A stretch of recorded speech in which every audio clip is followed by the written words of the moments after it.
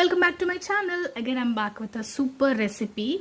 మనం millet series చేస్తున్నాం కదా, అందులోనే ఇది ఒక రెసిపీ అనమాట. మనమైతే ఇప్పుడు గోంగూర రైస్ చేయబోతున్నాం. రైస్ ప్లేస్లో మనం మిల్లెట్స్ యూస్ చేస్తాం. Okay, so this is called gongura millet. So మనం ఇప్పుడు మిల్లెట్స్ సామలు వాడుతున్నాము. నేను ఆల్రెడీ సామలు పెసరపప్పు ముందుగా నానబెట్టేసుకున్నాను. ఫస్ట్ అయితే నేను తాలింపు వేసేసాను ఒక గిన్నెలో.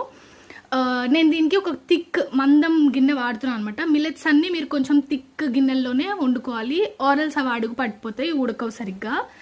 సో ఫస్ట్ అయితే తాలింపు వేసేసి జీడిపప్పులు యాడ్ చేశాను. ఉల్లిపాయలు, గోంగూర, పచ్చిమిరపకాయలు వేసి కొంచెం ఫ్రై చేసేస్తున్నాను. ఆ తర్వాత బీన్స్, టమాటాలు కూడా వేసాను. As many as possible veggies add చేసుకోండి, because it is fibre. Millets are somewhere added protein and carbs and little bit. So హెల్త్కి చాలా మంచిది. ఆ తర్వాత నేను కొంచెం లిటిల్ వాటర్ వేసి బాగా ఉడకనిస్తున్నాను అనమాట, సో దట్ గోంగూరలో ఉన్న పులుపు అంతా బయటకు దిగుతుందని. ఆ తర్వాత నేను మిల్లెట్స్ యాడ్ చేసి స్పైసెస్ అన్నీ యాడ్ చేస్తున్నాను. I'm not using masalas. నేను ఇక్కడ పెద్ద మసాలాస్ ఏం యూజ్ చేయట్లేదు. కొంచెం కారం, కొంచెం గరం మసాలా అండ్ ధనియాల పొడి, మిరియాలు అన్నీ వేసుకుని పొడి చేసుకున్నాను అనమాట. ధనియాలు, మిరియాలు, జీలకర్ర, వెల్లుల్లి, కొంచెం ధనియాలు వేసుకొని నేను పొడి చేసుకున్నాను. ఆ పొడి వాడాను అనమాట.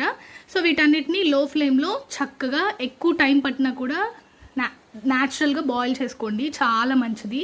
గీ ఈజ్ మస్ట్ అనమాట. మిల్లెట్స్లో గీ వేసుకోవడం వల్ల డైజెషన్కి హెల్ప్ అవుతుంది. టేస్ట్ కూడా చాలా బాగుంటుంది. ట్రై చేయండి.